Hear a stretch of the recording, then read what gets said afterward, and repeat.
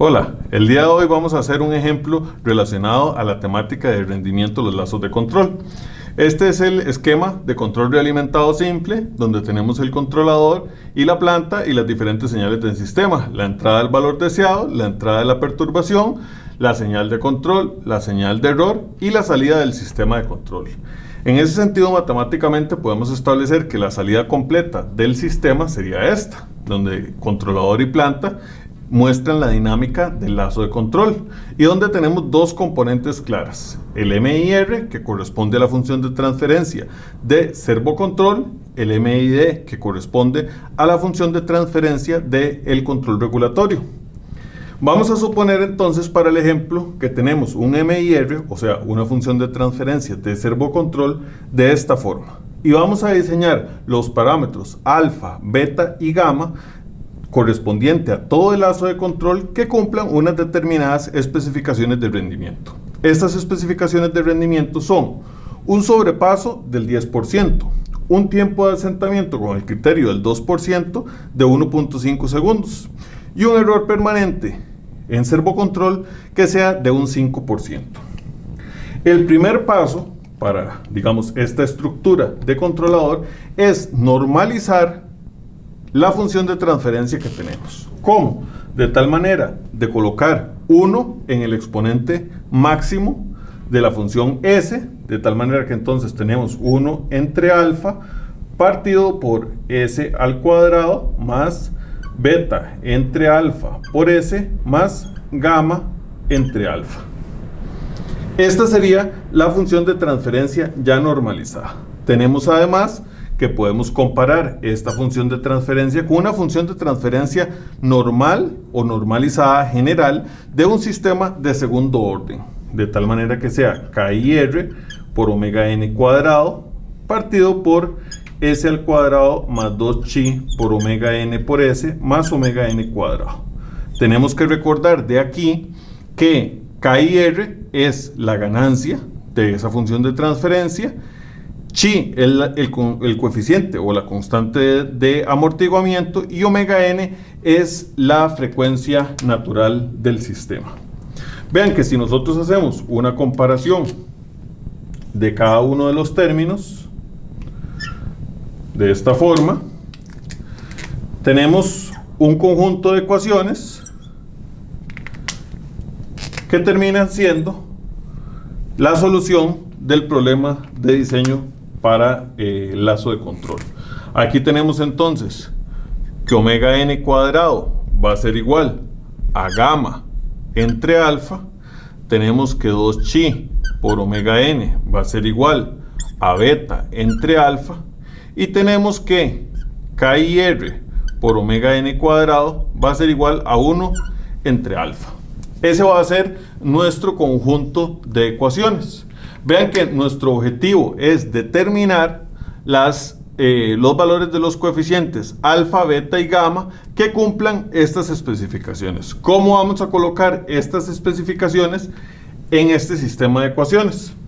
Vamos a trabajar de tal manera que el sobrepaso máximo, que dijimos que era de un 0.1, que es el equivalente al 10%, tenemos que tener en cuenta que la función para calcular el sobrepaso máximo está dada por la ecuación e a la menos chi por pi raíz cuadrada de 1 menos chi al cuadrado, de tal forma que si nosotros despejamos de esta función el valor de chi, vamos a tener que esto va a ser igual a la raíz cuadrada del logaritmo natural del valor del sobrepaso al cuadrado partido por el logaritmo del sobrepaso al cuadrado más pi al cuadrado.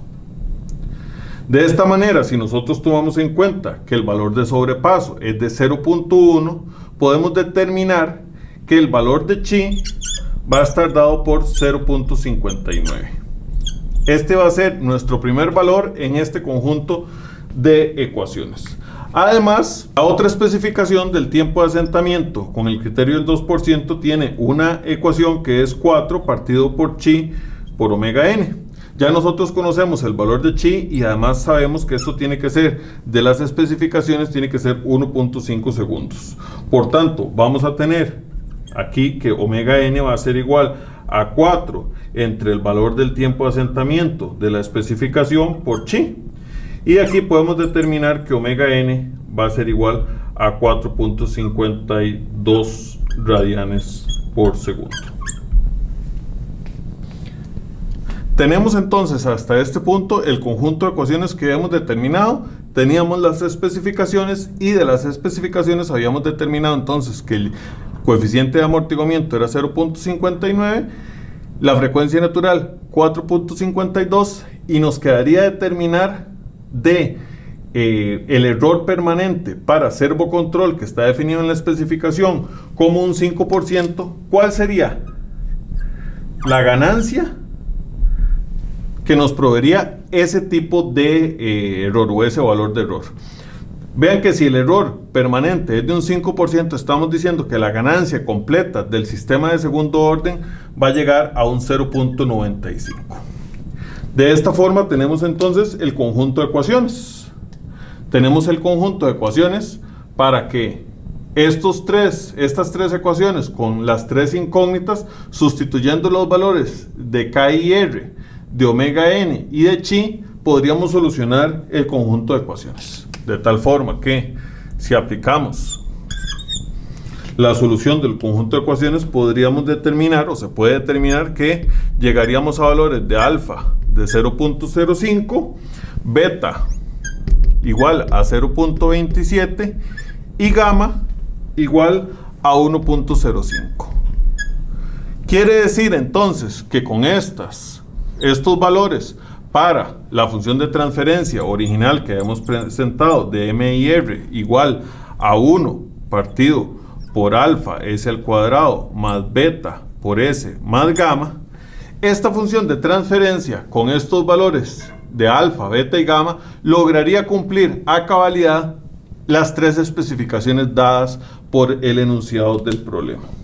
Vamos a plantear ahora un esbozo de la respuesta de ese sistema de servocontrol representado por esta función de transferencia de segundo orden.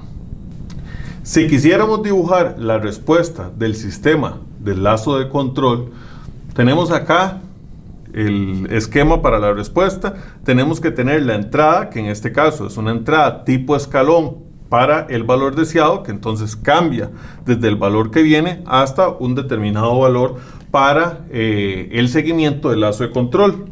La respuesta va a ser una respuesta de segundo orden, ya sabemos que es el tipo de sistema, y va a ser una respuesta de segundo orden subamortiguada porque el valor de chi es menor que 1. De tal forma que si dibujáramos un esbozo aproximado de la respuesta, el valor vendría aquí. Cuando ocurre el cambio en el valor deseado, la dinámica del sistema empezaría a reaccionar y tendríamos una respuesta más o menos de este estilo. Vean que aquí hay una diferencia porque justamente este valor de aquí sería el error permanente de la respuesta de servocontrol. Aquí podríamos determinar algunos parámetros adicionales. Aquí, por ejemplo, nosotros podríamos decir que este delta R, el delta U es el cambio, delta R mejor, es el cambio para la función, para la señal de valor deseado. Esta sería la respuesta y R, que sería la respuesta del lazo de control en el dominio del tiempo para el servocontrol. Este sería el valor último de la respuesta. Aquí nosotros podríamos determinar o indicar que justamente de aquí, esta cantidad, desde ese valor último hasta el pico, sería lo que se conoce como el sobrepaso máximo, que este valor sería el valor máximo de la respuesta. Podemos también establecer aquí la banda